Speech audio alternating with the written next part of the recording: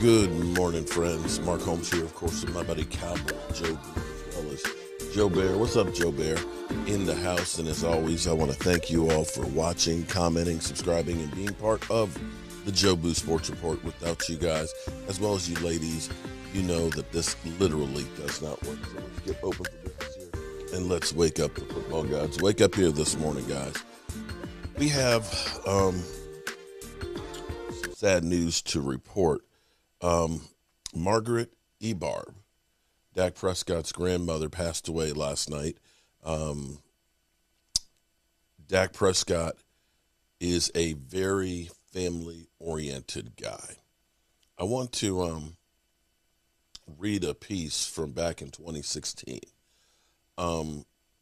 Dak Prescott, his mother, of course, passed several years ago from cancer. He lost his brother a year and a half ago as well. And now his grandmother, who he really, really loved. This is an article from 2016. This is in the middle of his rookie season. Dak Prescott remains one of the most improbable stories of 2016. A fourth-round pick in April. The expectation for a rookie mostly involves spending on Sundays on the sidelines watching Tony Romo. Instead, Romo is still sidelines with a preseason back injury, and all Prescott has done in 6 NFL starts is lead the Cowboys to a 5-1 record while completing 69% of his throws with 7 touchdowns and just 1 interception. Not only is he outplaying Eagles quarterback Carson Wentz, the number 2 pick in the 2016 draft, Dak Prescott is better than anybody not named Matt Ryan, Drew Brees. According to Football Outsiders, Advanced Metrics, Prescott ranks 3rd in total quarterback value, and in terms of value per play, he's second only behind Tom Brady. Such success, especially a month and a half into a professional career, might go to some players' heads. Not Prescott, who remains laser-focused on one thing, doing his job. Early this month, Prescott passed up Kanye West tickets to avoid the perception of what that might look like. The perception of what that might look like. Sorry about that. I'm terrible at reading. Coupled with the simple fact that I just love my sleep. I guess that's why he does Sleep Member. There's more. The Cowboys spent last week on their bye, and instead of taking advantage of a late-night television appearance and overseas endorsement opportunity, Prescott went home to Louisiana to kick it with his grandmother. It's football and family, Prescott said last week, Fort Worth Times-Telegram. That's what I focus on. If I have time to get away and spend time with my family, that's family that I'm not going to be able to do that for a while, that I haven't done for a while. I'm going to take advantage of it. It's more important for me to spend time with my family than to go to those deals. That's Dak Prescott in 2016 when he was becoming a superstar. At that point, to turn down opportunities, endorsements, he was on his rookie deal paying $600,000. To turn down deals was kind of insane. You have to look at saying, let me try and get the money. But instead, he went to spend time with his grandmother, Margaret. And again, she passed last night. I hope you all will keep the Ebarb family and the Prescott family in your thoughts and prayers. I've sent my condolences already to Philip this morning. And so another close family member has passed for Dak. And in the same time, he's dealing with this injury. The injury, as Dak Prescott put it, it's not up to him. If it's up to him, he's going to play. But he understands that this decision is bigger than just one game. This is the whole season. Many of you out there are saying, you know what, he's got to play, he's got to play. But the problem is this is calf strain. But I tell you what, here's what we'll do. Let's listen to what I often try and tell people to do is you have to look at the big picture and try to read between the lines of what is being said. All week long, I've been on this whole thing of I don't think he's going to play. You have to understand how the Dallas Cowboys do their practices. Most team Friday is the big practice. not for the Cowboys. The Cowboys' big practices are Wednesday and Thursday. Friday is basically a recovery day. Saturday is a walkthrough, and then they go fly off to whatever city they're going to play in. So the installs are done. The practices are done. It's just a walkthrough today. The opportunity for Dak to go cold to Sunday night on a leg that they're not really sure. Yes, he practiced it. He practiced in individual drills. But listen to what Dak said after yesterday's practice. I think that would spoil all the fun. Yeah, I mean, we'll keep going. Obviously, just gotta keep progressing. This is, I don't want to say something like my shoulder, but this is, in a sense, I don't know if it's just my decision. Obviously, you guys know me, been around and watch me go. I tell you right now, I'd go play today if I could. So, knowing that this is a long journey and a long season, I don't necessarily know if this is fully my decision. But I'm gonna just keep controlling things I can, get better. I've gotten better each and every day, and that's what's most important. So, I'm just focused on doing that again tomorrow. Your teammates say you look like yourself, like you're good to go, and you know, Amari says, "Look at you playing." I mean, do you feel like you've shown enough progress that you can play? I mean, I think I just said it there. I mean, if it was my call and it was totally up to me, yes. But this is something I agree with the experts. I don't want to linger. I don't want this to be week after week. Are we going through this? So to me, it's just about getting better, controlling what I can. And like I said, I've gotten better and taking big steps every day, and plan to take another big step tomorrow. And so, Stop right there. Okay. If this were up to me, it's not up to him. It's going back to the training staff. I did more today than I did yesterday and took a big step. I hope to take a big step tomorrow. If you still have to take big steps today on Friday, then that's saying that you're a long ways away from being there healthy. He also understands that this is a long season, and you have to look at the big picture. We don't want this to linger. He said, I don't want to say this is like my shoulder, but, again, this is kind of like the situation with the shoulder. You could go out there and continue to throw through it, but it ends up making it longer and longer before it heals, and maybe it doesn't heal. You look at the Cowboys and going through what they did in training camp and saying, we're going to put you on a pitch count, and we're going to let this heal so it does not affect the games. I think that this is the same situation that we're going to go here, because I think Mike McCarthy and crew is different than Jason Garrett. Jason Garrett would be there, you're going to play. Yeah, if you can physically stand up, you're going to play. However, Mike McCarthy is a little bit more on the cautious side and saying, listen, I know we want to beat the Minnesota Vikings. I know we need you there. But we also need you there for Kansas City. We also need you there for, the Eagles and Washington and the Cardinals and everybody else. And you have to look at saying, is missing one game better than the possibility of missing 6 games?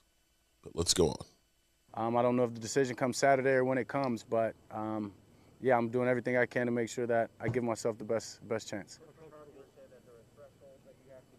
What are some of those things that you either need to show to them or show to yourself?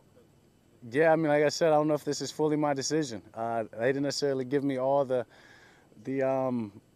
thresholds. They didn't tell me which chapter and which one I've got to pass. So, I mean, I obviously I trust myself, trust my body, trust what I'm thinking, but also I trust the coaches and trust Britt, Jim, and the whole training staff. And just we've put a lot into this. I put a lot in my body and taking care of myself. So.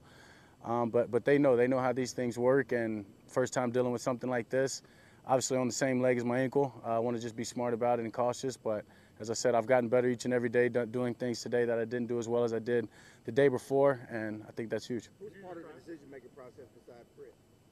I think the coaches. I mean, I think myself, Britt, and as I said, just Coach McCarthy, obviously, and just whether me and Kellen talk about different plays and things that, suit me best or not. I mean, but also don't want to go in a game plan having to do things like that. And so my point is to get healthy enough to say, hey, Kellen, I'm full go, and don't worry about changing the play. Don't worry about doing this or that. I'm ready to go. And as I said, I'm going to control things I can and continue to do that. Is it safe to assume that last week you couldn't have played? knowing how these things go, maybe that's in my head. Yeah, I could have went out there and got it done for sure. But knowing that there's a chance, much higher chance than last Sunday, to re-injure it and to have a bigger setback, yeah, I don't know if I would have been playing necessarily. What you know now, is there anything that you can't do?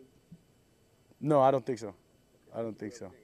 I feel like I can. Yeah, I mean, obviously I haven't had guys tackling me, running after me full speed, and in a game environment, but just physically doing all the running with Britton on the band and throwing and all that, yeah, I feel good. What do you mean you don't know what the thresholds are? I haven't told him what Yeah, threshold. I mean, Coach said there was thresholds. I don't know necessarily which threshold is what and what I have to do for them to give me the check and say you're good to go. So, I mean, as I said, to me it's about controlling what I can, and it's getting better every day. You mentioned after the Patriots game that life keeps throwing punches.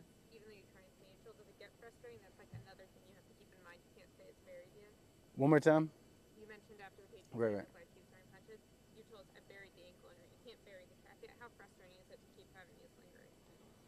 Yeah, I mean, obviously what I went through was last year a pretty traumatic injury to the leg. And so, I mean, I honestly think this calf had something to do with that. So as much as I'm bearing it mentally and the way that I come back and the way that I play the game, I think I still have to be very cautious and conscious of working on it and keeping it right in the right position, strengthening it, staying focused, making sure the mobility is there on it. And that's something that I'm sure I have to do for the rest of my career. So, yeah, it's frustrating, but it's just, I think, just another wake up is, hey, that was pretty bad last year, and you've got to be buttoned up every game and every day pretty much that I come out here and play such a physical game. How comfortable are you? Landed?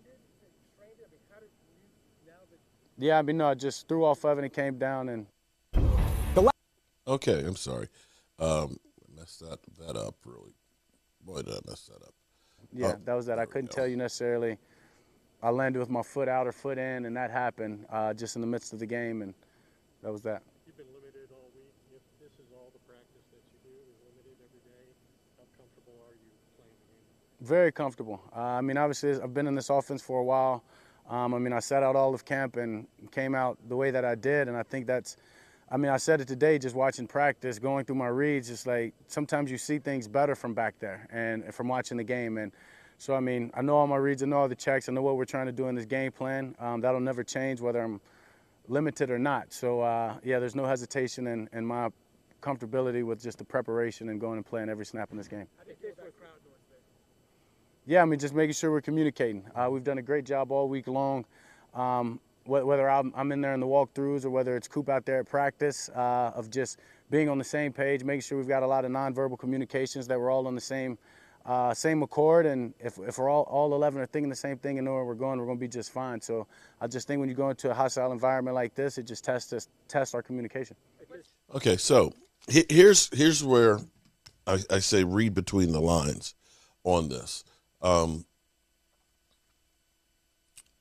When he says that, you know, if depending on what transpires, at the moment we're talking about Kellen Moore changing the offense because of the leg itself. He said that if I'm going to be a full go, I need to be a full go, so we're not changing anything. So the interpretation there is right now I'm not able to do everything that's typical, i.e. it's not completely there yet. And the thing is, so many people last night on our live stream were like, oh, well, all he has to do is hand off the ball and you know, he'll, you know, be in the pocket and they won't get touched. But understand, when he hurt this, he wasn't touched either. He threw the pass that was the game winner, and the way that his foot landed strained the calf. So saying that, oh, well, there's no risk, well, there is a risk. For me personally, I think the better thing is if he's not 100%, and if there's a chance of making this worse, you look at the big picture and you go ahead and play with Cooper Rush. Now, here's the thing. I know what you're thinking about last year, how bad it was with Ben DiNucci and with Andy Dalton and everything else, but this team is actually a team now that would be better suited to withstand maybe a game without Dak Prescott. I'm not saying it's ideal. I'm not saying that they definitely win. But right now, you've got a great running attack in the NFL. Zeke and Tony Pollard. Your offensive line is healthier than it's been since 2016 and opening up holes. Your defense is bending and not breaking and taking the football away. This, with a 3-game lead in your division, basically is the time to say, okay, let's take this opportunity and say, we're going to rest Dak for the Sunday. We'll see what happens. It apparently will be a final decision tomorrow on it. But currently, the way the training staff is looking at it is, this is not is a no-go. We'll find out by tomorrow. I'm Mark Holmes, and well, you know how we roll. Mark Holmes here, and as always, I want to thank you all for watching, commenting, subscribing, and being part of the Joe for the Sports Report.